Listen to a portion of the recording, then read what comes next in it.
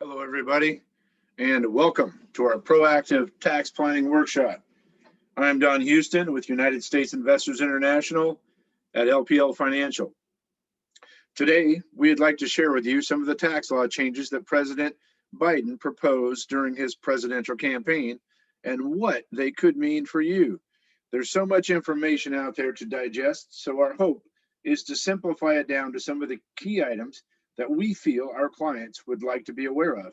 Our goal is to help you make the path toward your financial goals tax efficient. So we need to be aware of any of the tax law or potential tax law changes.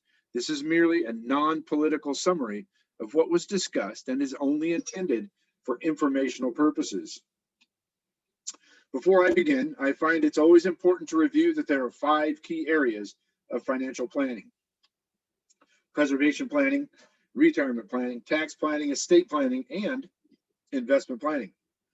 Even though today's presentation is focused on tax planning, as a comprehensive wealth management firm, we try to always consider the impact of any recommendations that we make on not just one, but all of these areas for our clients. During his campaign, the now 46th President of the United States, Joe Biden, released a proposed tax plan with a key focus on higher taxes for the wealthy and for corporations. While these proposals are not yet law, it still could be helpful to be aware of them.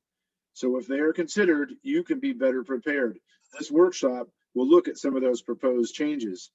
President Biden proposed increasing corporate tax rates. Under the Tax Cuts and Jobs Act, the peak marginal corporate tax was reduced from 35% to 21%. Under the Biden tax plan, the corporate tax rate would be increased up to 28%. Also proposed is an increase in the marginal tax rate for top earners, which were defined as individuals making over $400,000 annually. President Biden's tax plan would raise the top marginal income tax bracket from 37 to 39.6%. The Tax Cuts and Jobs Act lowered the top marginal bracket from 39.6 to 37% in 2018. The proposal was non-specific, but here is a visual of what married filing jointly tax brackets might look like if this happens. So we can see that there's just a larger spread of the 39.6% down to the $400,000 individual income earners level. President Biden's proposals call for lifting the capital gains and dividend tax rates on filers with incomes above $1 million, to pay ordinary tax rates on their dividends and for capital gains as well, no matter how long they've held an asset. This would imply that large earners or large gains could see those rates, usually tax advantaged at 20%, rise clear up to a 39.6%. Here is a visual of what capital gain tax could look like if this happens. Instead of 3 rates, there would be 4.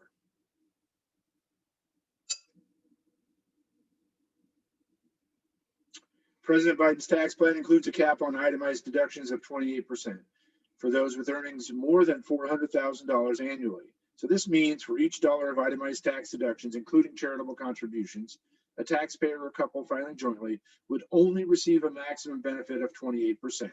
The 28% limit would hold true even if a filer is paying a higher marginal tax rate.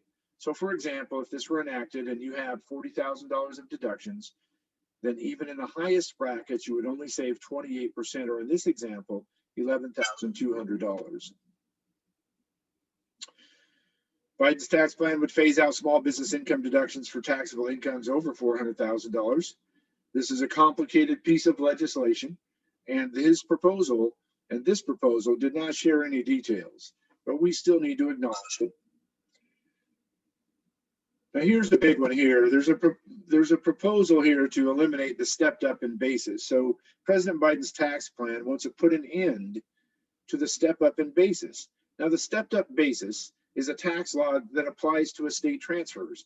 When someone inherits investment assets, the Internal Revenue Service resets the asset's original cost basis to its value at the date of the inheritance. So this is a big deal. The heir then pays capital gains taxes on that basis.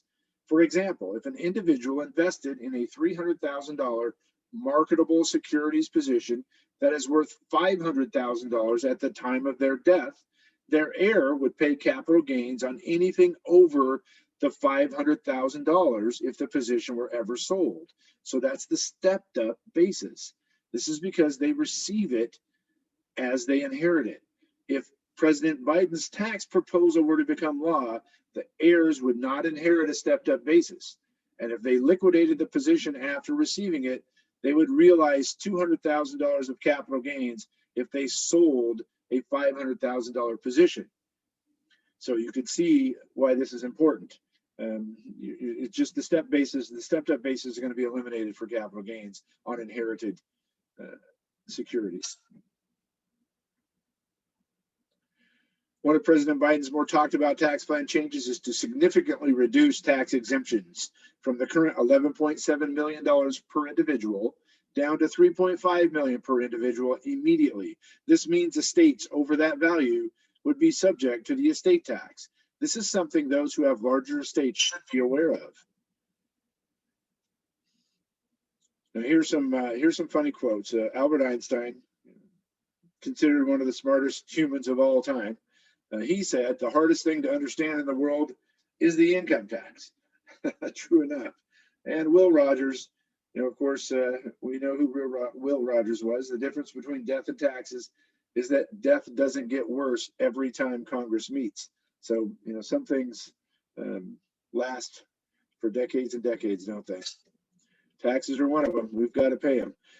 Just the changes in what happens to them makes a difference. And with President Biden's proposed plan, his tax law changes that could happen on both corporations and higher income earners with both a Democratic House and a Democratic Senate need to be watched carefully.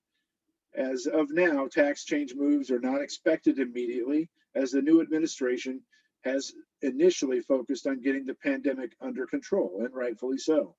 We are keeping a watchful eye on any changes that could affect your situation. We believe that taking a proactive approach is much better than being reactive, especially regarding tax strategies. If you have any questions, please give us a call. Now, what can you expect from us? You can expect regular communications, more frequent discussions, and you can expect that we are continuously reviewing economic, tax, estate, and investment issues for our clients. We want to thank you. Your health and well-being is our highest priority. We appreciate the opportunity to assist you with your financial needs. Be safe, stay healthy, and until next time, we look forward to seeing you soon. Thank you.